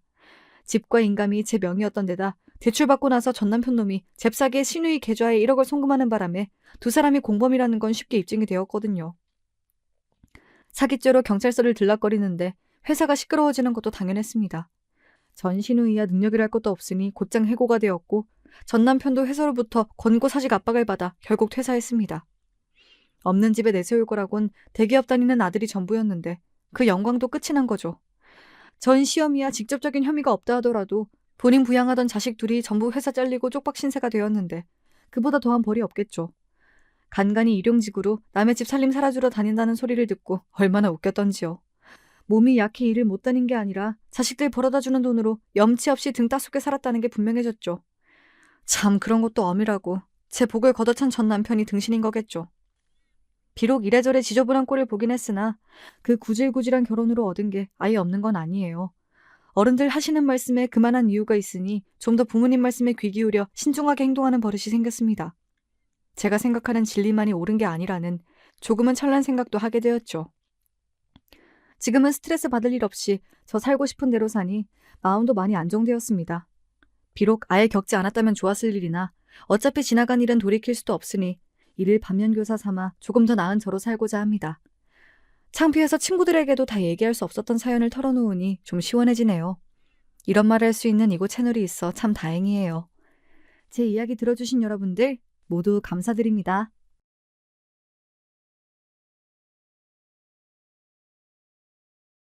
안녕하세요. 전 인생에서 가장 평화로운 시간을 보내고 있는 중년 여자입니다. 이 채널을 좀 더 일찍 알았다면 좋았을 것 같다는 생각을 할 정도로 제가 열혈 애독자인데요. 제 이야기도 한번 사연으로 소개해 주시면 좋을 것 같아 경험담을 신청해 봅니다. 저는 원래 친정 집안에 형편이 좋질 못했어요. 그런데다가 제가 중학교를 입학하였던 무렵 친정 부모님께서 억울하게 뺑소니 교통사고를 당하시는 일이 벌어졌습니다. 왜 힘든 집에만 자꾸 힘든 일이 벌어지는지 세상이 너무한다는 생각뿐이었네요. 부모님 두 분 다 크게 다치셨고 병원비가 어마어마하게 나왔는데 그걸 청구할 곳 하나가 없었습니다. 그렇게 만든 가해자는 여전히 정체이며 행방이 오리무중이었고 사고가 난 현장에 목격자를 찾는 현수막이 큼지막하게 걸려 있었으나 결국은 목격자도 나타나지 않았어요. 고스란히 저희 가족이 감당해야 할 몫으로만 남겨졌습니다. 아버지께선 수술만 3차례 받으셨고요. 엄마께선 거동이 불편해지셨고 용변도 혼자 못 가리게 되셔 기저귀를 차고 지내시게 됐죠. 엄마가 그때 고작 40이었는데 말입니다. 전 집안의 첫째, 장녀고요. 남동생과 여동생이 하나씩 있었어요. 딱히 믿고 의지할 만한 친척도 없었기 때문에 부모님께서 뺑소니 교통사고를 당하셨을 때부터 전 막중한 장녀의 책임감을 갖게 됐던 것 같아요. 제가 정신을 차려야 동생들이 앞으로 먹고 산다는 생각이 들었던 거죠. 이악 물고 살다가 20대 중반이 됐을 때 처음으로 이런 생각이 들더라고요. 중학교 때도 알바를 했고 고등학교 때도 알바를 했고 그리고 지금은 아예 사회생활하면서 돈을 번 지가 햇수로 6년 차인데 합치면 정말 오래됐는데 왜 나는 통장에 이렇게 돈이 없을까? 제 통장의 다른 이름은 밑빠진 독이었습니다. 잔고가 줄줄 새는 것만 같았어요. 하루하루 열심히 살기만 하면 보답을 받을 줄 알았는데 택도 없었습니다. 그래서 남들은 결혼을 준비하는 20대 후반의 나이에 저는 일을 3개씩 하고 있었죠. 퇴근 후에 월수금 저녁마다 아르바이트를 했어요. 그리고 주말 오전에도 다른 아르바이트를 했죠. 그렇게 몇십만 원이라도 더 버니까 낫더라고요. 제가 그렇게 살았습니다. 30대가 되자마자 한 일은 여동생을 시집 보내는 거죠. 참고로 여동생은 23 나이에 동갑 남자친구하고 결혼을 하겠다고 난리를 쳐서 집안을 뒤집어 놓은 적이 있었는데요. 그 나이에 무슨 결혼이야. 너 이러라고 언니가 대학 보내준 줄 알아? 대학은 언니가 보내준 게 아니라 내가 선택해서 간 거거든. 뭐? 너 말 다 했어? 내가 너희를 위해 얼마나 이악 물고 앞만 보면서 살았는데 네가 어떻게 그런 소리를 해? 나 아니었음 네가 대학을 어떻게 가? 아, 알았어. 내가 다닌 전문대 그거 언니가 보내준 거야. 내 힘으로 간 거 아니야. 됐지? 이런 만족해? 하여간 전문대 하나 갖고 되게 생색내긴. 생색이라니? 그런 전문대 하나도 가고 싶은 거 꾹 참으면서 못 가는 사람도 있어. 아, 그니까 알았다고. 알았으니까 그만 좀 해, 언니. 나 이제 전문대 졸업도 하게 됐으니까 졸업 기념으로 결혼도 할래. 어? 언니가 나 좀 응원해 주라. 엄마 아빠 반응이 완전 안 좋단 말이야. 언니가 엄마 아빠 마음 좀 돌려놔 줘. 대학 다니면서 열심히 취업 준비하겠다고 하길래 아르바이트 하나 안 하는 것도 봐주고 이해해 줬더니 네가 어떻게 졸업하자마자 결혼을 한다고 그럴 수 있어? 그런 자식 결혼을 기뻐하는 부모가 세상에 어디 있을까? 내가 두 분 마음 돌려놔 줄 거란 생각은 버리는 게 좋을 거야. 난 너 절대로 안 도와줄 거니까. 뭐? 언니 진짜 실망이다. 내가 먼저 결혼해서 행복한 가정 꾸리고 잘 살까 봐 그게 질투나서 이러는 거지? 진짜 속 엄청 좁네. 그때 여동생 때문에 제가 얼마나 머리 싸매고 두통에 시달리면서 힘들었던지 몰라요. 여동생이 철없게 저한테 얼마나 비수를 날리든 말든 상관없으니 제발 그 이상한 결혼만 하지 않게 해달라고 기도를 간절하게 했었습니다. 나이만 먹고 몸만 자랐지 생각하는 게 어렸던 여동생은 제가 결혼을 반대하는 걸 두고 단단히 삐져서 저와 절연하겠다고 그랬었어요. 평생 저를 안 보고 살겠다고 하면서 절 힘들게 만들었습니다. 스트레스가 너무 심해서 밤에 잠자리에 누울 때면 차라리 영원히 눈이 안 떠졌으면 좋겠다고 생각하던 시절이었죠. 제 속을 문드러지게 만들었던 여동생은 결국 그 결혼을 안 했습니다. 이유가 허무했죠. 그 남자애가 바람을 피웠기 때문이에요. 언니, 그 자식이 나한테 뭐라고 그랬던 줄 알아? 나랑 만나면 자기가 하나부터 열까지 다 챙겨줘야 되고 지출도 항상 자기가 더 많이 하니까 부담스럽고 신경이 쓰였는데 다른 기집애 만나니까 그런 부담 적어서 좋고 편하더래. 난 너무 구질하대. 나 같은 가정 환경 여자랑 결혼할 정도로 자긴 자선 사업가가 아니래. 잠깐 미쳐서 나랑 결혼할 생각했던 거래. 울지 마. 고작 그런 이상한 놈 때문에 울긴 왜 울어? 괜찮아. 너 이제 23이야. 지금부터 인생 시작해도 되는 나이인데 그런 소리 듣고 무너질 이유 없어. 한바탕 결혼 소동을 벌였던 여동생이 이렇듯 씁쓸한 결말을 맞이해서 가슴이 아팠지요. 철이 없고 생각이 짧다고 한들 제 여동생이었습니다. 언니인 제가 품지 않으면 누가 품겠나 싶었네요. 여동생을 있는 힘껏 달래면서 시간이 지나면 훨씬 더 나은 결혼 상대가 나타날 거라고 그런 소리를 얼마나 해뒀던지 몰라요. 새끼손가락까지 걸고 약속을 해줬었네요. 23 나이에 그런 황당한 소동을 일으킨 바 있었던 여동생은 몇 년이 지나 또 한 번 결혼하겠다고 큰 소리를 쳤고 이번엔 저도 반대하지 않았던 겁니다. 우리 큰딸이 있으니까 항상 든든해.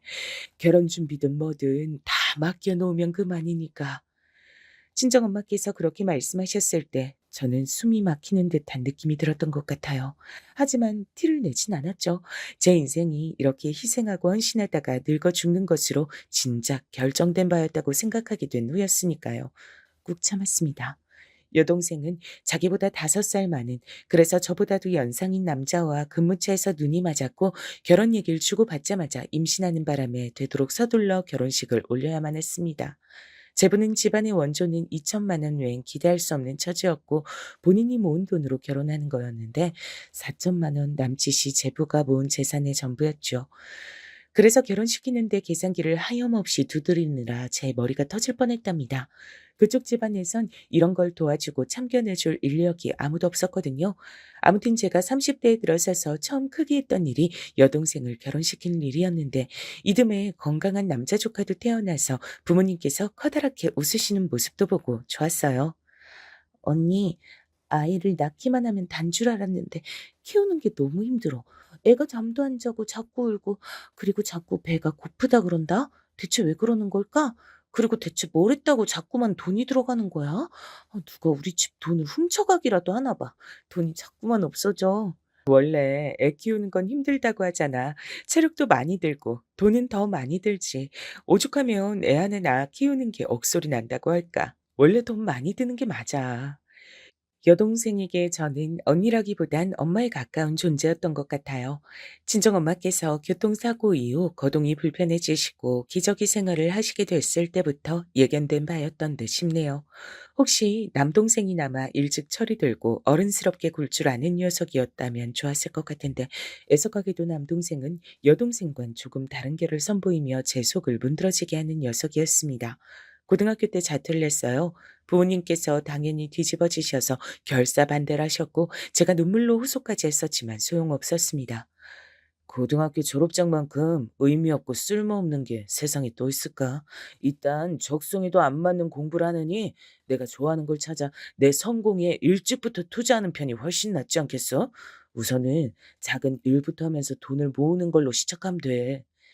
남동생이 근거 없는 자신감에 가득 차서 그런 소리를 했을 때 전 절대로 네 생각대로 안 된다며 맞섰습니다. 허무맹랑한 소리라고 제가 분명히 그렇게 일러줬어요. 그러나 남동생은 고집을 꺾지 않았고 결국은 자퇴의 길을 걸으며 제 심장을 벼랑 끝으로 내몰았습니다. 하나뿐인 아들이랍시고 남동생에게 은근한 기대를 걸고 계시던 부모님의 마음을 전 알고 있었기 때문이에요. 그런 기대를 남동생은 다 꺾고 짓밟아 놨죠. 자신만만해하던 모습은 자퇴 이후 겨우 반년도 채 가지 못했습니다. 세상이 얼마나 냉정하고 냉혹한데요. 남동생이 막연히 그리던 멋진 일상은 찾아오질 않죠. 결국 남동생은 괜한 짓으로 시간만 버린 채 자기 친구들이 대학 생활을 할 때 고등학교 검정고시를 쳤습니다. 20대 중반이 되도록 남동생은 뚜렷하게 하고 싶은 것도 잘하는 것도 전혀 없었고요. 진득하게 뭘 붙어서 하지도 못했습니다. 무엇이든 금방 실증을 내곤 했죠. 끈기가 없었습니다.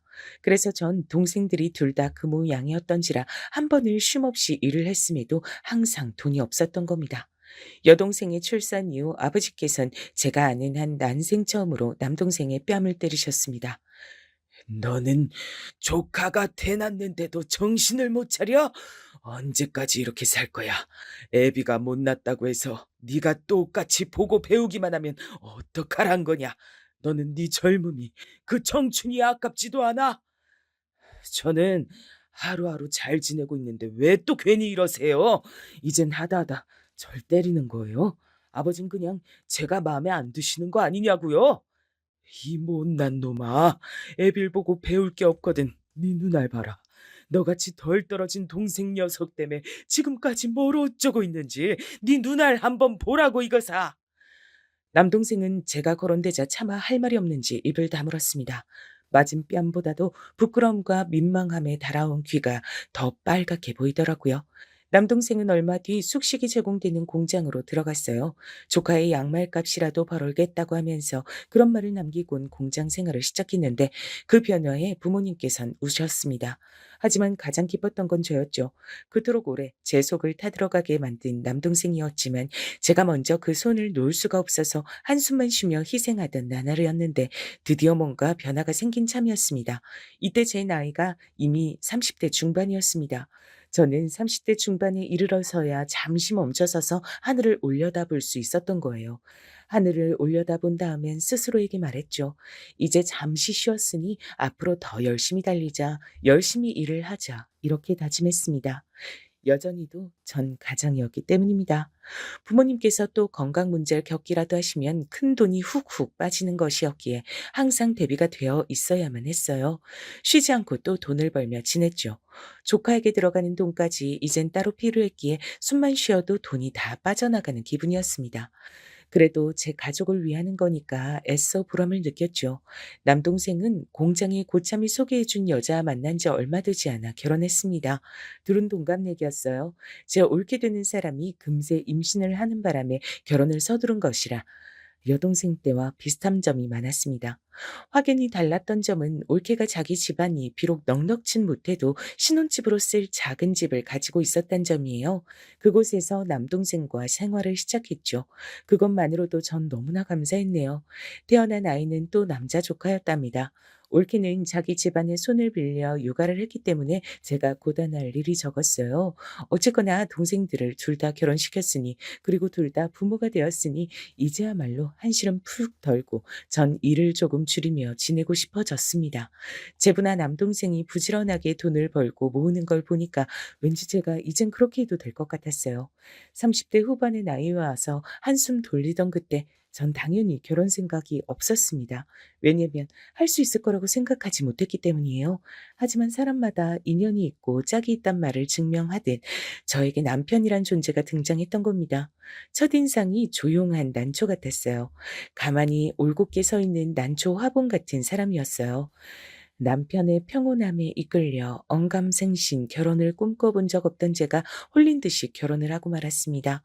남편은 20대 후반 나이에 결혼을 약속했던 여자가 바람을 피우고 자기를 배신하자 너무 큰 충격을 받아 그 이후로 아무도 안 만나겠다는 다짐을 한 뒤 혼자 지내온 사람이었죠.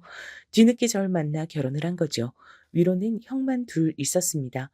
시부모님께선 연로하신 나이에 걸맞게 약간은 옛날 사고방식을 지니신 분들이었는데요. 아들이 귀하고 좋은 건데 딸 말고 아들만 셋 낳고 살아 복이 크게 흐르는 집안이라며 자화자찬을 하셨습니다. 시어머니께선 당신 스스로를 두고 아들만 줄줄이 셋 낳은 귀감이 되는 여자라고 칭하기도 하셨죠. 그래서 저는 묘한 기분을 맛봤습니다. 왜냐면 남편의 형수들, 그니까 저의 손윗 동서들은 각자 자식들을 둘씩 낳아 키우고 있었는데 전부 딸들이었거든요. 과연 고지식하신 시부모님께서 손녀만 내신 상황을 달갑게 여기시긴 할지 그런 생각이 잠시 들었던 것 같아요. 워낙 조용한 성격의 남편은 인간관계도 좁았고 딱히 이렇다 할 취미생활도 없었으며 직장만 성실하게 다녔는데요. 아주버님들은 남편에 비하자면 그래도 좀 활달하신 분들 같았어요. 두 분끼린 나이 차이도 얼마 안 나고 사는 곳도 가깝고 결혼도 비슷한 시기에 하셨다 그러고 게다가 딸만 둘 낳은 것도 똑같으니까 그래서 잘 교류하며 지내시는 듯 싶더라고요. 제 손이 동서인 형님들끼리도 당연히 가까워 보였습니다. 남편은 자기 형 부부가 노는 것에 끼고 싶다는 생각을 지금까지 한 번도 안 하면서 살았다고 하던데 저도 딱히 형님들 사이에 제가 끼고 싶진 않더라고요. 그래서 남편하고 조용히 사이좋게 둘이서만 잘 지내면 더할 나위가 없겠다는 생각이었네요. 기껏해야 시댁에서나 다들 마주칠 사이라고 생각했습니다. 시어머니께나 열심히 잘하면 될 것 같았네요. 그리고 시어머니께서 저에게 이런 질문을 하셨을 때 옆에 형님들도 계셨습니다. 그래. 우리 어멈은 나이가 아무래도 나이다 보니까 애 가질 생각은 크게 안 가지고 있으려나? 어멈이란 호칭이 대뜸 낯설고 이상하게 느껴졌는데 왠지 내색을 하면 안 될 것 같았어요. 그래서 그저 웃어 넘겼습니다. 네, 어머님. 아이가 들어서면 들어서는 것이고 아님 마는 것이고 저흰 그냥 그렇게 마음 편하게 살아볼까 해요. 그런 것도 나쁘진 않겠지. 이 노인네 욕심 같아서야 떡 두꺼비 같은 손자 낳음 좋겠다 싶지만 그게 어디 욕심대로 되는 일이겠어. 작정하고서 아들 낳으려고 빌고 빌어도 쉽지 않은 판국에. 시어머니께서 한숨을 쉬며 그런 말씀을 하셨는데 눈길의 끝에 형님들에게 다 있었어요. 그러자 형님들이 난처한 눈빛을 서로 교환하시는 게 보였습니다. 시어머니께서 커다란 헛기침과 함께 돌아앉으시자 형님들이 저에게 눈치를 보내시더니 밖으로 나가자고 하셨습니다. 시댁 밖으로 나오고 나서야 형님들은 숨통이 트인다는 듯 크게 숨을 내쉬면서 피식 웃어대셨어요. 어머님도 진짜 세월기 앞에서 꼭 그렇게 우릴 망신주셔야 속이 시원하신가? 그러니까요. 그놈의 순자 타령 지겨워 죽겠어요. 이게 벌써 몇 년째예요? 내가 시집 올 때부터 들었으니까 벌써 한참 됐지. 근데 어머님 돌아가실 때까지도 순자 타령 하실 건가 봐. 가만 보면 아버님보다도 한술 더 뜨신다니까. 어머님, 당신께선 아들만 내리 셋 낳으셨다고 자랑하고 싶으신 거겠죠. 자고 형님은 그걸 못 해냈다고 타박하고 싶으신 거고요. 막상 손녀들 얼굴 보면 예뻐해 주시면서도 왜 그러시는지 모를 일이에요. 하여간에 어머님도 참 시대가 어느 때인데 아직도 그런 생각이나 하고 계신 건지 모르겠다니까요. 두 형님들의 대화를 멀뚱하게 듣고 있던 제가 갑자기 어떻게 된 영문인지 감이 와서 속으로만 아하라는 외침을 냈습니다. 형님들이 내리 딸만 낳아서 시어머니께서 그 점을 가지고 은근슬쩍 눈치를 주며 지내오신 모양이었죠. 형님들은 그게 마음에 안 들어서 속으로 늘 불만을 품어오고 계셨고요. 조용한 남편 하나만 보고 한 결혼이었기에 시댁에 이런 이모저모가 있을 줄은 상상도 못했던 터라 제가 약간은 놀란 기분으로 고개를 끄덕끄덕하고 있으니까 형님들이 눈길을 줬습니다. 근데 우리 작은 올케는 어머님이 말씀하신 것처럼 암만 해도 나이 때문에 임신 계획은 없는 거나 마찬가지겠네. 저나 남편이나 딱히 이세에 대한 계획 없이 결혼을 한 것이었어요. 그래서 제가 큰 형님의 말씀에 고개를 순순히 끄덕이려 했는데 옆에서 작은 형님이 끼어들었습니다. 에이, 형님, 그건 모를 일이죠. 왜냐면 요샌 나이 마흔줄에도 애를 잘 만났잖아요. 여기 올기가 애기 낳고 싶음 얼마든지 노력해서 낳을 수 있지 않을까요? 의지만 있다면 병원도 다니고, 뭐, 의학의 힘을 빌려서 임신 시도해 볼 수도 있는 거고, 뭐, 암튼 그런 거죠. 그러자 큰형님이 저 말이 맞냐고 하는 듯 절 어딘가 추궁하는 눈초리로 쳐다봤어요.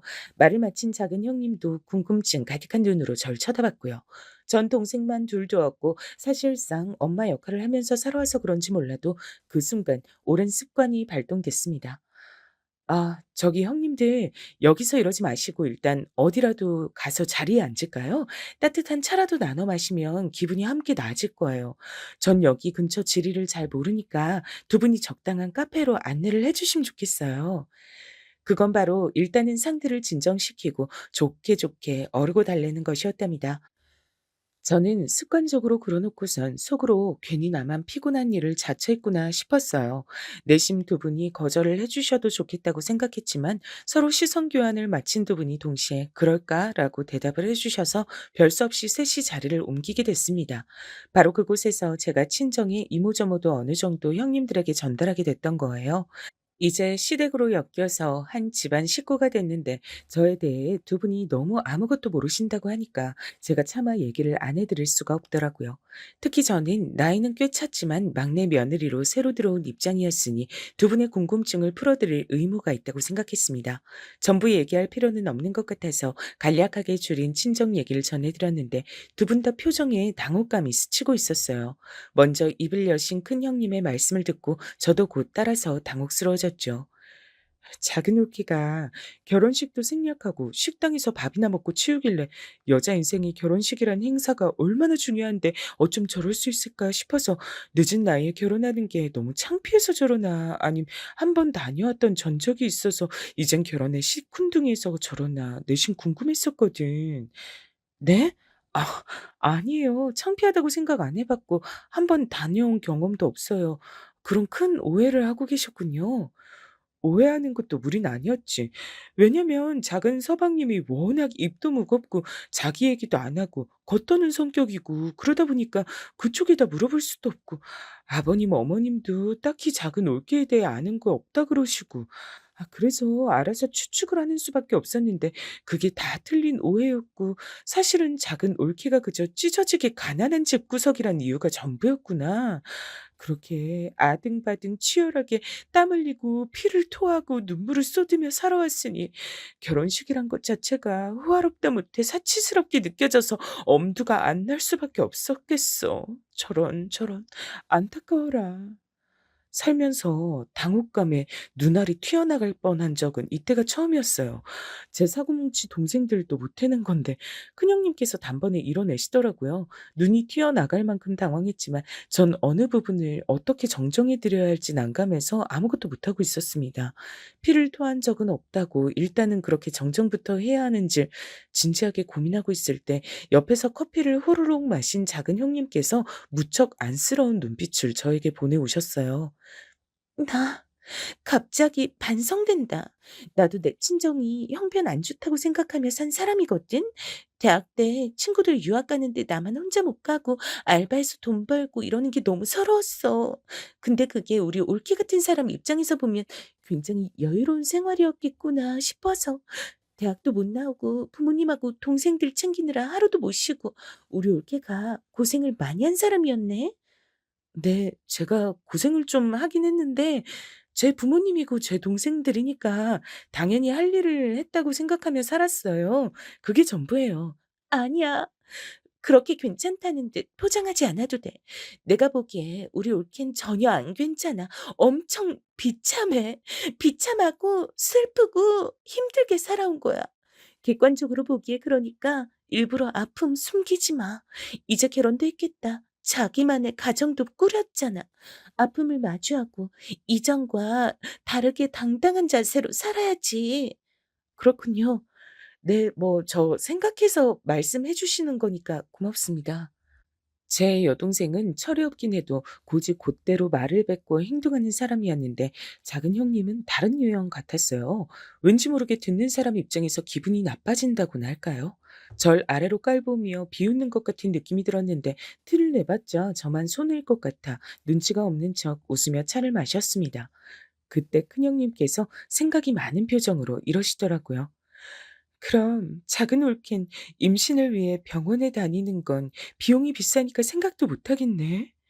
병원까지 다닐 일은 아무래도 없을 것 같아요. 그렇게까지 해서 아이를 갖고 싶지 않다는 마음이 일단 크고요. 생명이 찾아와 준다면 감사한 일이고 아니라 하더라도 그냥 행복하게 잘 살면 된다고 생각해요. 그렇구나. 작은 올케 마음가짐이 참 좋다. 산전수전 다 겪고 밑바닥에서 산 인생이라 그런가 봐. 나도 한고생하면서 살았다고 스스로 생각해 왔는데 작은 올케 앞에선 명함도 못 내밀겠어. 큰형님의 말씀에 절 얕잡아 보는 것 같은 기운이 섞여 있었다고 생각한다면 제가 너무 예민하게 군 것이었을까요?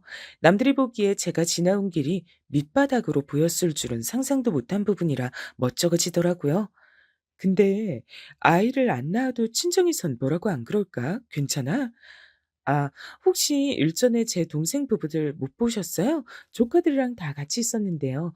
제가 이미 조카가 둘 있어요. 남자애들이라 얼마나 천방지축인지 몰라요. 그랬었지. 아, 맞아. 그래, 결혼식 대신이었던 식당에서 봤던 기억이 난다.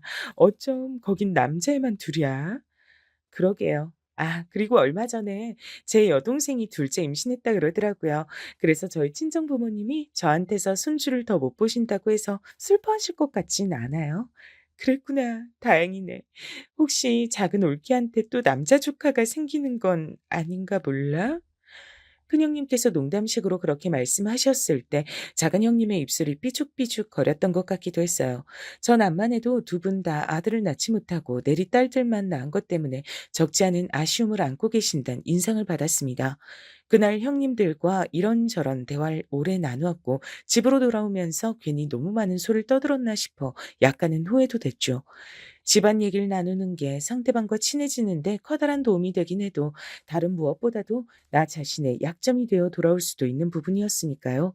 하지만 후회해본들 이미 엎어진 물이라 뭘 어쩌나 싶었습니다. 싱숭생숭한 그 마음을 남편과 나누진 못했어요. 제가 아직 남편을 속속들이 아는 때도 아니었지만 집안 여자들의 이야기에 절대 끼고 싶지 않아 하는 사람이란 것 정도는 꿰고 있었기 때문입니다. 듣는 것만으로 어쩌면 피곤해할 것 같더라고요. 그래서 저 혼자만 속에 형님들과의 대화를 담아두고 있었죠. 그로부터 몇 주가 흘렀을 때 시댁이 다 같이 모여 밥을 먹고 있었어요. 근데 전화가 와서 봤더니 여동생이었습니다. 여동생은 임신한 둘째의 성병을 아주 늦게 알았어요. 희한하게 병원에 갈 때마다 각도가 잘 안 보였다나? 뭐 그렇다고 하더라고요. 뒤늦게 정확한 확인을 했는데 그 결과를 전 시댁에서 통화하며 전달을 받았던 거예요. 언니, 둘째는 딸이길 바랬는데 또 아들이래. 아, 짜증나. 나 이제 어떡해? 어떡하긴 잘 낳아서 잘 키워야지. 또 아들이라고 해서 짜증내는 엄마가 세상에 어딨어? 철 좀 들어라. 아들이라면 뭐 어때서 그래? 나는 왕자님 조카가 또 생겨서 좋기만 한데? 아니, 나도 싫은 건 아닌데 그래도 아들은 힘이 세고 아무리 놀아줘도 쉽게 안 지친단 말이야. 자꾸 뭘 해달라고 매달려. 너무 귀찮아. 둘째는 딸이 더 편할 것 같았는데 아들만 둘 키우기 피곤해서 그래. 정말로 싫어서 한 소린 아니었어. 여동생이 주절주절 변명을 늘어놓는 걸 듣고 있자니 피식 웃음이 나더라고요. 이런 점을 보면 철이 들었다고 봐야 할지 말아야 할지 헷갈렸습니다. 대충 내용을 정리하고 통화를 끊었는데 남편이 바로 물어오더라고요. 방금 처제였지? 아기 성별 나와서 전화한 거야? 음, 둘째도 아들인 것 같다고 병원에서 그랬다네. 저는 무심코 질문의 대답부터 내놓고 말았어요. 근데 시부모님의 시선이 동시에 제 쪽으로 꽂히는 걸 느꼈습니다. 아들이란 두 글자 때문인 것 같았어요. 그제야 제가 머쓱해져서 고개를 숙이고 조용히 남은 식사를 하려는데 시어머니께서 굉장히 복잡 미묘한 눈동자로 저를 응시하는 거예요. 그러더니 도저히 지금 이 소리를 하지 않고선 못 넘어가겠다는 듯이 입술을 움찔움찔 대셨어요. 이윽고 저에게 뱉으신 말씀. 예. 어머마, 혹시 너희 집안엔 아들 낳는 기운이 내려오는 거 아니냐? 어? 그런 거 아니야? 하마터면 사례가 들릴 뻔했죠. 단 한 번도 그런 식으로 생각해 본 일이 없었기에 당황스러웠어요. 하지만 뭐라고 대답해야 할지 몰랐습니다. 가방끈이 부실해서 이럴 땐 불편하다는 생각이 들었네요. 당혹감에 눈만 굴리는 제 옆에서 남편은 똑같이 눈알만 굴리는 게 다였습니다. 그런 와중에 제 눈에 들어온 광경. 두 형님들이 각자 손에 쥔 젓가락을 아주 부러뜨릴 기세로 힘이 들어가 있는 모습이었어요. 두 분 다 제 쪽을 쳐다보고 있진 않았는데 젓가락을 금방이라도 부러뜨릴 것처럼 손에 힘이 꽉 들어가 있더라고요. 그래서 저도 모르게 그 모습을 보자마자 이렇게 대답을 내놨습니다. "잘 모르겠어요, 어머님. 아마도 아니지 않을까요?" "잘 모르겠음. 아마도 맞다고 생각해야지. 네가 아주 소심한 구석이 있구나. 대범하게 굴어야 아들 낳을 텐데." "아 네. 노력하겠습니다." "그래. 그냥 노력하지 말고 열심히 노력해라. 너희 집안에 아들 낳는 기운이 있을지 모르니까 그런 것까지 합쳐지면 넌 반드시 해낼 수 있을 거야. 알았니? 긍정적인 마음으로." 차라리 아무것도 못 들은 척 굴고만 싶었네요. 딸만 둘 낳은 형님들과 아주버님들 다 계시는 앞에서 그런 소리를 듣고 있자니 가시방석이었습니다. 저희 부부는 딱히 이세 욕심 자체도 없건만 제가 왜 그런 소리를 들어야 하는지 겉으론 차마 티를 안 냈지만 속으론 의문이었네요. 여동생은 예정일보다 보름 이르게 둘째 출산을 갑자기 하게 됐지만 아이는 무척 건강하게 태어났습니다. 애기 코가 벌써부터 오똑하네. 미남 장군으로 자라려나 봐. 나는 우리 애들이 제발 자기 아빠 엄마 안 닮기만 했으면 좋겠어. 그럼 둘 다 맹할 것 같아. 넌 어쩜 그렇게 어렸을 때부터 애둘 엄마가 된 지금까지 한결같이 말을 하니? 내 동생이지만 넌 정말 대단하다. 애들이 자기 아빠 엄마 안 닮으면 그럼 누굴 닮아? 자기 이모 닮았으면 좋겠는데? 이모? 그럼 나 말이야? 애들이 나를 닮았으면 좋겠다고? 응. 그래야 사회생활 잘하고 개념 박힌 사람으로 클 거 아니야. 안 그래? 참나. 네가 또 나한테 뭘 뜯어가고 싶어서 이렇게 알랑방귀를 껴대. 필요하다고 일방적으로 적어 보내준 목록이라면 지금 네 형부가 사러 갔으니까 그걸로 해결하고 더 필요하다고 하지 마. 난 진심으로 한 소린데 왜 안 믿어주고 그래? 근데 언니, 형부하고 결혼 잘한 것 같아. 형부가 하도 말수도 적고 자기 얘기도 워낙 안 하고 그러니까 사람이 좀 멀게만 느껴졌는데 보면 볼수록 괜찮은 것 같더라. 남자치고 능력이 좀 별로긴 하지만 우리 집안 수준 생각하면 그런 걸 따질 수가 없지. 그 정도면 언니가 결혼 잘했어. 근데 아기 계획은 아직이야? 너는 정말 못하는 소리가 없다. 안 그래도 시댁 갈 때마다 은근히 그 문제 때문에 눈치 보여. 시부모님이 내가 아들 낳길 바라시는 것 같아서 좀 그렇더라. 나랑 네 형부는 애기 욕심이 크게 없어. 그냥 살다가 생기면 생기는 거고 말면 마는 거지. 언니, 그러다 나중에 그때 좀 노력해 볼 걸. 이렇게 후회한다? 한 살이라도 젊을 때 애를 써야 돼. 저는 여동생의 말을 반쯤 흘려 들으려고 했는데요. 여동생이 남편한테도 똑같이 그런 소리를 하는 바람에 무용지물이었습니다. 남편도 반쯤 설득을 당해서 안 되더라도 우리가 임신이 되도록 노력은 많이 해봐야 하는 거 아니냐고 저한테 그런 소리를 곧 해오더라고요. 전 동생들을 제 자식 마냥 돌봐왔던 터라 제 자식을 또 낳아 키우는 게 마냥 손꼽아 기다려지진 않았어요. 하지만 남편의 말을 외면하기는 어려워서 같이 노력을 좀 해보기로 했습니다. 그리고 몇 달 뒤 정말로 제가 임신을 해버린 거예요. 자연 임신이요. 컨디션이 안 좋아서 테스트기를 사봤더니 임신이었습니다. 이게 뭔 일인가 싶었죠. 남편하고 둘 다 기쁨 반, 놀람 반이었던 것 같아요. 그러고 바로 이틀 뒤에 시댁에 가는 일정이었습니다. 원래 있던 일정이었어요. 형님들하고 같이 부엌 일을 하는데 큰형님께서 과일주를 찬장에서 꺼내시는 거예요. 맛있는 거 한 잔씩 마시고 일을 하자고 하셨죠. 속이 안 좋단 핑계로 거절했더니 오히려 과일주는 소화에 좋다면서 도리어 더 강한 권유가 들어왔습니다. 하는 수 없이 저는 벌써 이렇게 공개를 할 생각은 없었지만 진실을 털어놓고 말았죠. 저 사실은 제가 임신을 해서요. 술은 좀 어렵겠어요. 뭐? 작은 올케 그게 진짜야? 임신이라고? 언제 알았는데? 얼마나 됐어? 이틀 전에 알았어요. 내일 병원 가려고 예약해뒀고요. 어쩌다 보니까 남들보다 늦은 나이에 아기를 품게 됐네요. 왠지 좀 쑥스러워요. 쑥스러워할 일이긴 하지. 작은 올케 나이가 몇인데 임신이라니.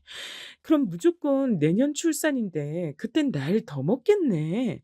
태어날 아이하고도 나이 차이가 더 날 테고 좀 그렇다. 마냥 축하해 주기엔 뱃속 애기 입장이 걸려서 마음이 약간 씁쓸하다. 큰형님의 말씀에 제 얼굴이 뜨거워졌어요. 과일주를 마시지도 않았는데 얼굴에 열이 오르더군요. 왠지 모를 수치심이 들었습니다. 작은 형님께선 갑자기 저와 눈도 안 마주치시고 고개를 휙 돌리신 채로 딴청을 피우고 계셨죠. 두 분 다 임신을 축하한다는 소리를 안 해주시더라고요. 그런 소리를 바란 것도 아니었지만 너무 쌀쌀 맞은 반응이 상처가 됐습니다. 병원에 가보니까 임신이 확실했고 10주 정도 됐다고 했어요. 남편하고 그제야 제대로 실감이 나서 양가에 정식으로 알려드렸습니다. 친정 부모님께선 깜짝 놀라며 신기해하셨고 시부모님께선 놀란 숨을 삼키시더니 아이 성별이 뭐냐고 그것부터 물어보셨어요. 아직 아이 성별은 전혀 모른다고 말씀드렸죠. 여동생한테 이해하길 전했더니 제 시부모님이 무척 특이하신 분들 같다 그랬어요. 전 내친 김에 제 형님들 얘기도 해버렸습니다. 터놓을 상대가 여동생뿐이더라고요. 언니, 그 아줌마들 진짜 뭐야? 얘기만 들어도 대박 싸가지 없네? 언니가 집안의 관심 독차지할까 봐 질투하는 것 같아. 설마 그러겠어? 그냥 내가 마음에 안 드는 모양이야. 그래도 너한테 털어놓으니까 마음이 가볍네. 전 진작에 형님들이 절 아래로 낮잡아 보고 있다는 걸 느끼고 있었기에 너무 많이 상처받고 서운해하지 않으려고 애를 썼네요. 하지만 그로부터 얼마 지나지 않아 시댁에서 다시 마주쳤을 때 쌀쌀맞은 두 사람의 반응을 보고 속이 너무 답답해져서 제가 먼저 말을 꺼내고야 말았습니다. 동생들을 어르고 달래던 습관이 이럴 때 또 발동이 되더라고요. 제가 임신을 한 게 어느 부분에서 마음에 안 드시는 거예요? 그냥 터놓고 얘기해 주시면 좋겠어요. 속이 담아도 봤자 형님들만 답답하고 저도 눈치 보이고 그럴 뿐이잖아요. 그리고 저는 괜한 계기를 만들었다고 곧 후회를 하게 됐습니다. 왜냐면 기다렸다는 듯이 형님들께서 저에게 쏟아낸 말들이 전부 빗으로 꽂혔기 때문이에요. 작은 올케가 어떤 사람인지 그 배경을 몰랐다면 또 모를까. 알고 있으니까 태어날 아이가 너무 안 됐다는 생각이 드는 게 어쩔 수가 없네. 작은 서방님이 벌이가 좋은 것도 아닌데 작은 올케는 친정이 그 모양이라서 본인이 백날 첫날 가장 노릇이나 하지. 그래 가지고서 자기 자식에게 자랑스럽게 물려줄 수 있는 게 어디 하나라도 있겠어? 내 생각도 비슷해, 옳게. 솔직히 아이를 가진 건 너무 아이 입장에서 생각을 못한 것 같아. 아이가 옳게 같은 수준의 엄마한테서 태어나고 싶겠어? 엄마 나이도 이렇게나 많은데? 안 태어나고 싶은데 선택권이 없으니까 어쩔 수 없이 강제로 태어나는 거지 뭐. 아이 입장에선 너무 답답하지. 나나 형님 정도여도 애 둘 키우기 쉽지 않은데. 옳게 같은 사람이라면 아이를 안 낳는 게 솔직히 아이를 위하는 길이라고 봐. 생각지도 못하게 아이 입장이란 소리를 들으니까 말문이 턱 막히더라고요. 단 한 번도 그런 식으로 생각을 못 해봤기 때문에 엄청 난감했죠. 할 수만 있다면 쥐구멍에 숨고 싶을 만큼 그 순간이 모욕적으로 느껴졌습니다.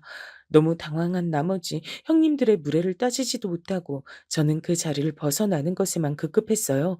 집으로 가는 동안 남편이 무슨 일 있었냐고 물었는데 굳이 이런 머리 아픈 주제를 나누고 싶지 않아서 전 별일 없었다고 둘러댔습니다.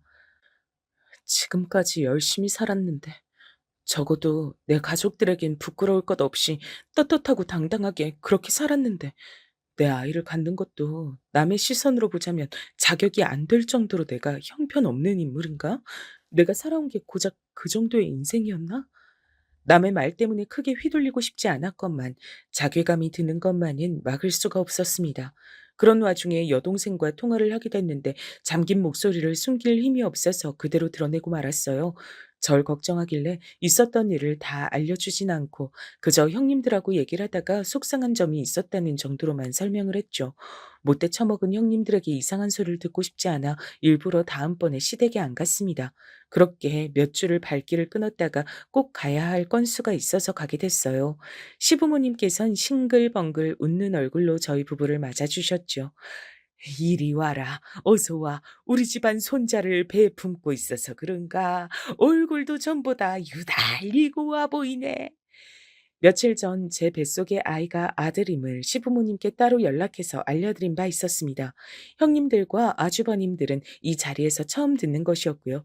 다들 놀란 표정들이더라고요. 특히나 형님들의 표정들이 아주 어두웠습니다. 연락도 안 받고 코빼기도 안 비추더니 아들 임신했다고 일부러 유세 떠느라 그랬구나. 작은 올케 참 멋지다. 큰형님께서 그렇게 속삭이며 제 어깨를 세게 치고 지나가셨어요. 저는 기가 막혔죠. 똥이 무서워서 피하는 건 아닌 것 같아 부엌 쪽으로 가봤습니다. 이제 형님들은 저를 왕따시키기로 한 것인지 둘이서만 한쪽에서 뭔가라며 제 쪽은 쳐다보지도 않았죠. 전 민망해져서 괜히 쟁반이나 정리해댔고 두 사람은 저를 내버려둔 채 함께 거실 쪽을 향했습니다. 애를 둘씩이나 둔 엄마들이 유치하게 왜 저러는가 싶어 저도 참 속상해했던 바로 그때였어요. 거실 쪽으로 저도 걸어 나가고 있었는데 갑자기 남편이 형님들의 뺨을 차례로 때리는 장면이 눈에 들어오는 게 아니겠어요? 뺨을 맞은 형님들은 전부 넋이 나가버렸고 아주버님들은 난리가 났습니다. 시부모님께선 눈알이 튀어나올 지경이었고요. 여보, 지금 대체 뭐 하는 짓이야? 미쳤어? 고요한 난초 같은 남편이 그런 행동을 한 것에 저 또한 기절할 만큼 놀랐습니다. 아주버님들이 열받아 따지기 직전 남편은 화가 넘실거리는 눈빛으로 형님들을 쳐다보며 말했습니다. 다시 한번 말씀해 보세요. 어디 한번 모두가 듣는 가운데 크게 한번 말씀해 보시라 이겁니다. 형편도 안 되는 주제에 왜 임신은 하고 지랄이냐며, 왜 하필 저런 구질구질한 집엔 아들이 꼭 생기는 거냐며, 제 와이프가 임신한 건 자체가 기분 나쁘다고 하셨던 거 어디 한번 정식으로 다시 한번 말씀해 보라고요. 그러자 아주버님들이 난처한 표정들이 되셨고 애써 그래도 어떻게 형수한테 버릇없이 이럴 수가 있냐며 억지로 남편을 나무라는 것처럼 구셨어요. 전 더 이상 실망할 것도 없을 것 같은 기분으로 형님들을 쳐다봐 줬고요. 시부모님께선 크게 화가 나셨습니다. 질투할 게 없어서 그런 걸 질투를 해? 이 못난 것들. 오죽하면 얌전한 우리 막내가 저러겠어? 너희들은 진짜 반성을 해라. 심보를 그렇게 못되게 쓰고 살면 안 되는 거야. 그러니까 줄줄이 딸만 낳았지. 그래 놓고도 또 딸 임신해서 둘 다 병원에서 애 낳대버리고. 어휴, 우리가 그거 모를 줄 알았니? 시어머니의 말씀을 듣고 제 심장이 철렁 내려앉았어요. 형님들은 낳은 두 딸들 말고도 또 임신을 했었다가 또 딸이니까 병원에 가서 아이를 떠나 보냈었단 겁니다. 너무 충격적이었어요. 시어머니께서 그 사실을 알고 계실 줄 몰랐는지 형님들은 각자 크게 당황하신 채로 아주버님들을 향해 왜 이렇게 남자들이 입이 가볍냐며 원망을 쏟아내셨어요. 혼돈의 돌관이가 따로 없었습니다. 결국 형님들은 엉엉 울면서 둘 다 아주버님들께 반쯤 끌려가다시피 해서 사라지셨고요. 그날은 저희 부부와 시부모님 이렇게 넷이서 마저 시간을 보냈습니다. 시부모님께서 저에게 참 친절하신 것 같아 저는 좋기도 했지만 떨떠름하기도 했네요. 집으로 가는 길에 남편한테 왜 답지 않게 그랬냐 물어보니까 사실 여동생에게 제 부탁을 받았다 그랬습니다. 형님들이 절 괴롭히는 것 같으니까 같이 시댁에 가면 그쪽을 예의주시하라고 여동생이 남편한테 신신당부를 했다는 거예요. 그래서 남편은 그 말을 따라서 형님들 쪽을 살펴보다가 제 뒷담화를 하시는 장면을 정면으로 딱 목격해버렸고 피가 거꾸로 쏟았던 것이죠. 이거 참 감동이라 해야 할지 몰라서 전 그냥 고맙다고 말을 해버렸습니다. 그리고 남편에게 상상도 못한 얘기를 들을 수 있었는데요. 이게 바로 묘하게 제 속을 떠돌고 있던 의문점을 해결하는 열쇠였습니다. 우리 집안 겉보기엔 돈 없고 조금씩 쪼들리며 사는 것 같아도 나름 재산은 있어. 아주 옛날부터 들고 있는 땅이 좀 있거든. 그게 우리 집안 보물이라고 할 수 있겠지. 뭐? 땅이라고? 난 지금 그 얘기 처음 들어. 미안해. 숨기려고 한 건 아니고 굳이 미리 얘기할 필요는 없을 것 같아 그랬는데 두 분 다 돌아가시기 전엔 자식들에게 절대 안 넘겨주겠다고 예전에 아예 못을 박아 놓은 적이 있기도 했고. 정말? 아버님, 어머님도 대단하신 분들이네. 뜻이 그렇다면 어쩔 수 없지. 근데 조카들이 태어나기 직전에 두 분이 갑자기 이런 말씀을 하셨던 거야. 자식들한텐 미리 넘겨줄 생각이 추호도 없지만 혹시 집안의 대를 이을 손자가 태어나면 마음이 바뀌어서 그쪽에다 땅을 다 줘버릴 수도 있다고 두 분이 그러셨어. 난 재산 욕심 하나도 없이 소박하게 살아온 사람이라 그 얘기 듣고도 아무 생각 없이 살아왔는데 설마 당신하고 이렇게 결혼해서 아들의 탄생을 기다리게 될 줄 몰랐지. 뭐라고? 잠깐만. 그 설마 그럼 형님들의 행동들이 다 그것 때문이었어? 그제서야 뭔가 퍼즐이 맞춰지는 느낌이 들었죠. 어쩐지 뭔가 구린내가 풀풀 풍기던 형님들의 행동엔 그런 이유가 있었던 겁니다. 허탈한 웃음이 흘러나왔어요. 그놈의 돈, 땅, 재산, 뭐 그런 것들. 그런 게 필요해서 쉬지 않고 힘들게 살아왔던 저였지만 결국은 다 가족을 위하는 마음이었거든요. 단 한순간도 제 인생에서 돈이 가족보다 앞서 있었던 적은 없습니다. 그래서 형님들을 진정으로 미워하지 않기로 했고 앞으로 굳이 상종도 안 하기로 했죠. 여보, 난 그거 땅 우리 거가 되든 말든 크게 관심 없으니까 그냥 흘러가는 대로 살자. 제 허탈한 미소를 본 남편도 비슷한 생각을 했는지 웃으면서 고개를 끄덕여 줬습니다. 그 후로 전 무사히 아들을 출산했고요. 손자만 가득한 친정과 드디어 손자를 맞이한 시댁의 반응이 천지 차이라서 비교를 하는 재미도 있었던 것 같아요. 저희 부부에게 그 재산이 정말로 떨어졌는진 비밀입니다만 지금까지 한 번도 금전적인 걱정을 하지 않고 여유롭고 풍족하게 아주 잘 살아왔던 것만은 확실하게 말씀드릴 수가 있겠네요. 늦은 결혼, 늦은 출산. 그렇지만 무엇 하나 뒤떨어진 건 없었던 것 같습니다.